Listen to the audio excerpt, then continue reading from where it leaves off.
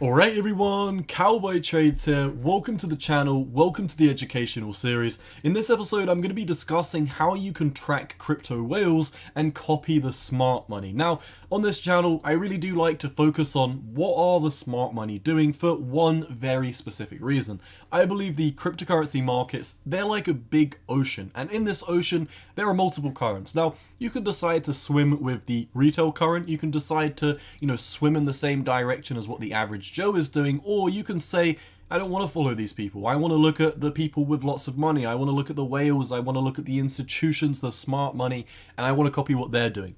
This is what I focus on the channel, and this is why I'm presenting you with these charts. Now, most of these charts are going to be over on Look Into Bitcoin. One of them is going to be on Macro Micro. I'm going to leave the link to all of these charts down below. So if you want to follow along with me, you can. Now, the first chart that we're going to look at is the Whale Shadows chart, also known as the Revive Supply. The Revive Supply is simply Bitcoin that has moved from OG wallets. Now, you can color code this. You can look down below. I personally don't like to look at the Bitcoin wallets that have been holding for 4 to 5 years and the ones that have been holding for 4 to 7 years. I like to look at, the whale outflows for the whales that have been holding for at least 7 to 9 years or even 10 years plus. Now, what's interesting about the whale shadows is a lot of the time, if you zoom in, you can see right here, huge spike in whale outflows. We zoom in, it's the exact top in 2017. Over here, you can see huge whale outflow just before the 2020 capitulation. And when we zoom in to what's happened in the most recent bull run, as of the time of recording this of course, you can see there were huge whale outflows right at the top. And then you can see, when the actual top came in, there was a decent amount of whale outflows, but there's been whale outflows here and there along the way. Huge outflows normally correlate to a movement back down in price action. So looking at the whale shadows is definitely a good way to keep track on what some of these OG whale wallets have been doing. And then we move on to the retail wallets. These are addresses with more than one Bitcoin. Now, first of all, I would like to say that yes, there are going to be some whales in this mix when we are looking at addresses with more than one Bitcoin. But you have to remember, the addresses with more than one Bitcoin are almost at 1 million. However, when you come over to the smart money, the whales, people that hold more than 1,000 Bitcoin, there's only about 2,000 of these people. So do bear in mind, I'm an economist. My job is to make simplifying assumptions to make models run smoothly and more understandably, take out the noise. And when you've got 1 million of these quote unquote retail models, bear in mind 2,000 of them may be smart money, which correlates to about 0.2% of this entire ratio. So it's not going to skew the data in any meaningful way. We're really just looking at retail wallets when we look at this. Now, retail have poorly navigated this market. If you zoom in, you can see price goes up, they buy, price goes down, they sell, price goes up, they buy, price goes down, they sell. It's often not much more complicated than that. I don't want to make a bunch of TA on these charts because I do want this YouTube video to be applicable in a couple of years' time when people are looking in the next cycle.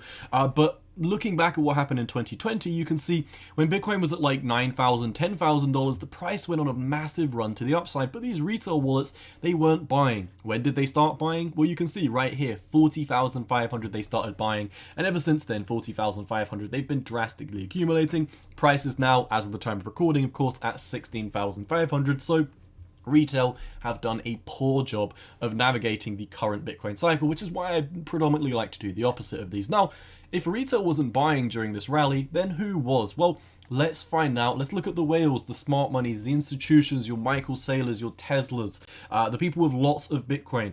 These people were aping in. You can see when Bitcoin was at 7,000, 8,000, 9,000, 10,000, this orange line went on a massive run to the upside, meaning that this rally was purely institution red. We know this because retail wallets weren't buying, institutional wallets were. So what did institutional wallets do? Well, coming up to the 2021 top, you can see they didn't sell the exact top, but they did sell at 46,500. And since then, you can see the price kind of just stagnated and then broke down to the downside, but the whales were well ahead of them. They didn't sell at the 69,000 top, but they sold more or less right at the top at 46,500.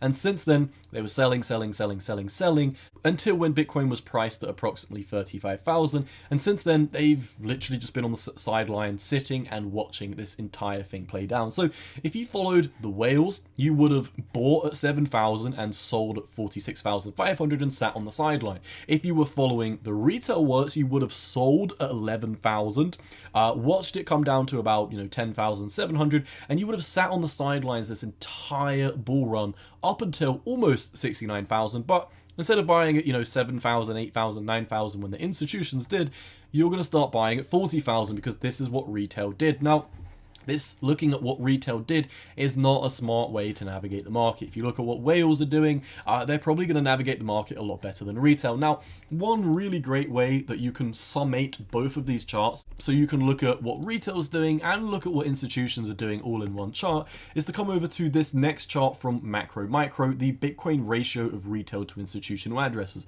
Bear in mind, I'm going to leave a link down below to all of these charts and websites.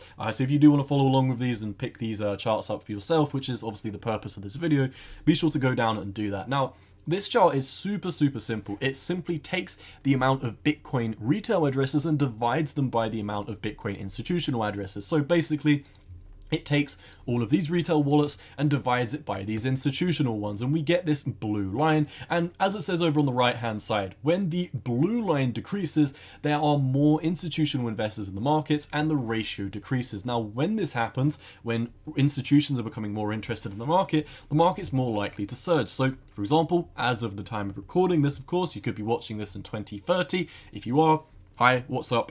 But in 2021, the blue line went to the downside all the way down. Once again, looking at the right side here, ratio decreases. It means there are more institutional investors and the Bitcoin price is more likely to surge. Let's look at what happened. So the ratio really started moving down from 11,000, 12,000. So institutions were getting interested, buying. And when did this blue line start to snap to the upside? Well, right here, you can see approximately at 46,500 is when this blue line started running to the upside, meaning that the retail buyers were dwarfing the amount of institutional addresses. Now, I just said that they started to pivot at 46,500, and that number might ring a bell because when we come back over to these institutional wallets, what time does the look into Bitcoin chart tell us that institutions kind of ran for the hill?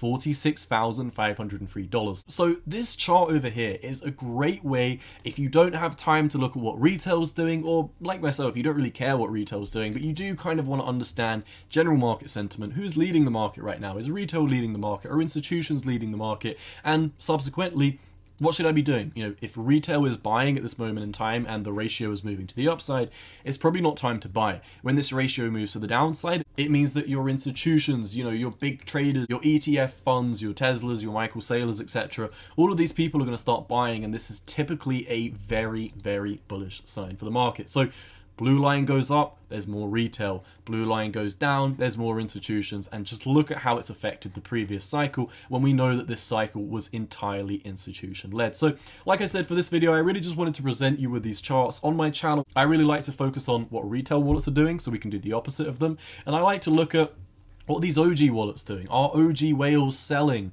What about the institutions? What about the smart monies? The people with lots of Bitcoin, what are they doing with their wallets? Are they buying? Are they selling? And subsequently, I form a lot of my analysis around what this smart money is doing.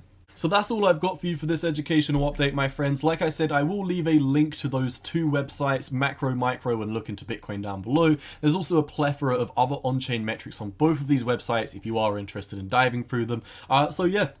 Like I said, this is all I've got for this update. Please do bear in mind, if you did enjoy this educational update, this is the 30-second update out of an entire free educational series. If you're new to the markets, I'll teach you everything from how to put indicators on TradingView, how to use moving averages, EMA ribbons, death crosses and golden crosses, and then we get a little bit more in depth. We talk about how to understand Elliott wave theory, Fibonacci's, how to trade Fibonacci retracements, what does the money supply mean, inverse chart theory, divergences, both regular and hidden, how to use E-mini futures, volume profiles, trading fractals, understanding market conditions. If you're new to the market, this is going to be your go-to place for all the information you're going to need. But there we go, that's all I've got for you for this episode, my friends. If you did enjoy, make sure to hit that like button, leave a comment, share it with your friends, make sure to subscribe and turn that notification bell on. That's all I've got for you.